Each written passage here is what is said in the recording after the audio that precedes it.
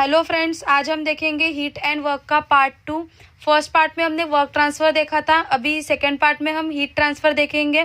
हमने first part में जो वर्क ट्रांसफ़र देखा था उसमें मैंने पॉइंट फंक्शन और पाथ फंक्शन अच्छे से डिस्क्राइब किया है, तो वो वीडियो आप एक बार ज़रूर देख लीजिए। अगर होप मैंने जैसे पिछले बार बोला था वैसे आप नोट्स निकाल रहे हो। अगर आपने नहीं निकाली होगी तो प्लीज़ दोस्तों शॉर्ट नोट्स निकालिए, उसका आपको रिवीजन के वक्त बहुत फ़ायदा होगा। अपनी नोट से आप बहुत जल्दी जल्दी रिवाइज कर पाओगे। तो चलो आज का टॉपिक देखते हैं, heat transfer. So what is heat transfer? The process which cause change in temperature, phase और both at same time is called as heat transfer. मतलब क्या है दोस्तों कि किसी प्रोसेस में अगर सिस्टम का टेम्परेचर चेंज हो रहा है या सिस्टम का फेज चेंज हो रहा है, फेज चेंज हो रहा है मतलब क्या हो रहा है कि सॉलिड से लिक्विड में कन्वर्ट हो रहा है, लिक्विड से गैसियस में कन्वर्ट हो रहा है, या फिर गैसियस से लिक्विड में कन्वर्ट हो रहा है, मतलब क्या हो रहा है उसका जो फिजिकल फेज है वो चेंज हो रहा है, ऐसा प्रोसेस। या फिर टेम्परेचर और फेज दोनों एक बार, both at a same time, दोनों भी चेंज हो सकते हैं, ऐसे प्रोसेस को हम क्या कहेंगे? हीट ट्रांसफर कहेंगे। जो प्रोसेस जिसमें टेम्परेचर या फेज या दोनों एट सेम टाइम चेंज हो रहे हैं, ऐसे प्रोसेस को हम कहेंगे हीट ट्रांसफर। तो दोस्तों अभी हमने वर्क में देखा था कि वर्क क्या होता है, इंटीग्रल पीडीवी, मतलब प्रेशर वॉल्यूम का जो इंटीग्रल है from one stage to stage, उसको हम क्या कहते थे? वर्क कहते थे। जैसे हम अगर ग्राफ में रिप्रेजेंट करना है तो कैसे करते थे? ये पीवी डायग्राम है, तो अगर मैं स्टेज 1 से स्टेज 2 पे आ रही हूँ तो मेरा वर्क डन कितना हो जाएगा? ये जो अंडर पीवी डायग्राम वाला एरिया है ये मेरा वर्क डन हो जाएगा। वैसे ही अगर हमें हीट ट्रांसफर कैलकुलेट करना है तो हमें टीएस डायग्राम ड्रॉ करना पड़ेगा। कौन सा डायग्राम ड्रॉ करना पड़ेगा? Temperature versus entropy diagram, TS diagram. तो अगर मैं टेम्परेचर T1 से टेम्परेचर T2 पे आ रही हूँ, मतलब ये 1 स्टेज से अगर 2 स्टेज पे आ रही हूँ, from entropy S1 to S2, तो my heat transfer will be this area. अगर मैं ये पाथ फॉलो करके आ रही हूँ तो my entropy will be this area, my heat transfer will be this area. तो मेरा हीट ट्रांसफर, और अगर मैं इंटीग्रेशन के इसमें करना चाहूँ तो इसका इंटीग्रेशन में फॉर्मूला क्या आएगा? Integral T D S from 1 to 2, मतलब ये S1 to S2 with respect to S integrate कर रहे हैं, तो integral T D S from S1 to S2। अभी दोस्तों अगर मैं पाथ चेंज करती हूँ, अगर मैं ये पाथ से आती हूँ, मैं इसको A नाम दूंगी, इसको B नाम दूंगी। अगर मैं पाथ चेंज कर रही हूँ तो मेरा इतना एरिया ऐड हो रहा है, उसमें इतना एरिया ऐड हो रहा है, मतलब क्या हो रहा है? मेरा जो हीट ट्रांसफर है वो इतने क्वांटिटी से बढ़ रहा है, मतलब हीट ट्रांसफर चेंज हो रहा है। मतलब अगर मैं पाथ चेंज करूंगी तो हीट ट्रांसफर चेंज होगा। तो हमने वर्क डन में देखा था कि अगर कोई फंक्शन पाथ के साथ चेंज होता है तो हम इसे क्या कहते हैं? पाथ फंक्शन कहते हैं।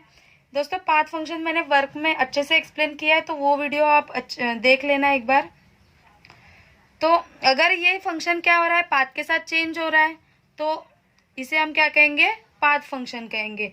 Therefore heat is a path function. Heat भी जैसे वर्क पाथ फंक्शन होता है वैसे ही हीट क्या होता है? पाथ फंक्शन होता है। अब हम देखेंगे specific heat and latent heat. Now we will see what is specific heat and what is latent heat.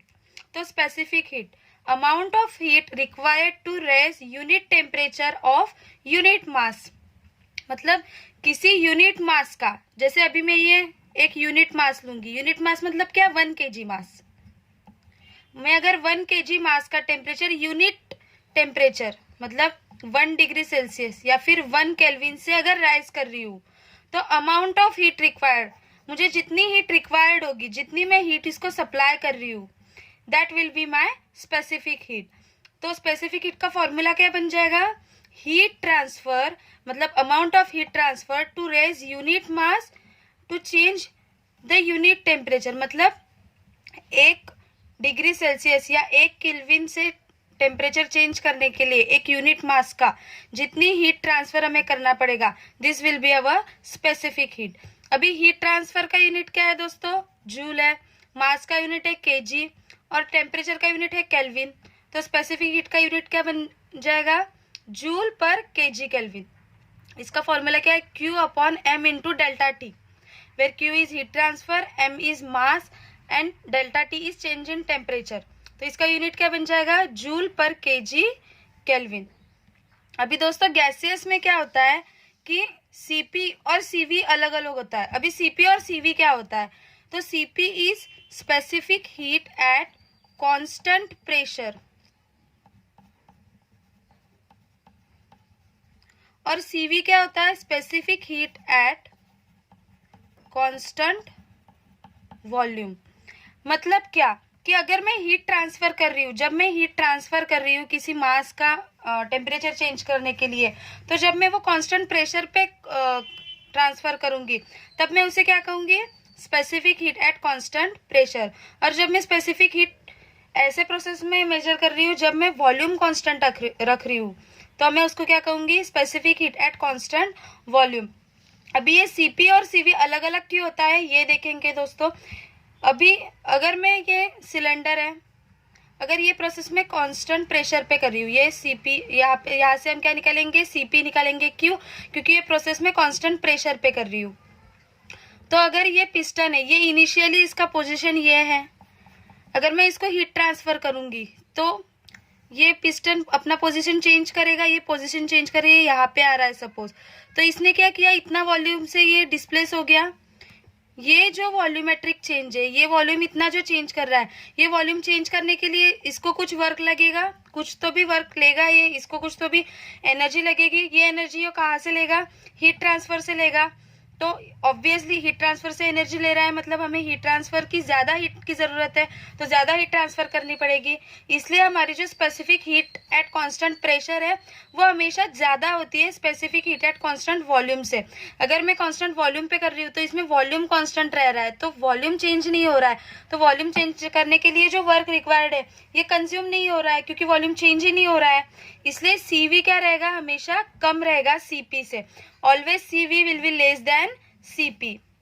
Okay, now अभी सॉलिड में जब हम प्रेशर चेंज करेंगे तो वॉल्यूम चेंज नहीं होता है, मतलब सॉलिड में ये नहीं होता है कि प्रेशर, इंटरनल प्रेशर चेंज हो रहा है या उसका वॉल्यूम चेंज हो रहा है जब हम हीट ट्रांसफर कर रहे हैं, नहीं होगा। ओनली क्या होगा, टेम्परेचर चेंज होगा और फेज चेंज होगा, प्रेशर और वॉल्यूम नहीं चेंज होगा। इसलिए सॉलिड्स और लिक्विड्स में Cp और Cv अलग अलग नहीं होते।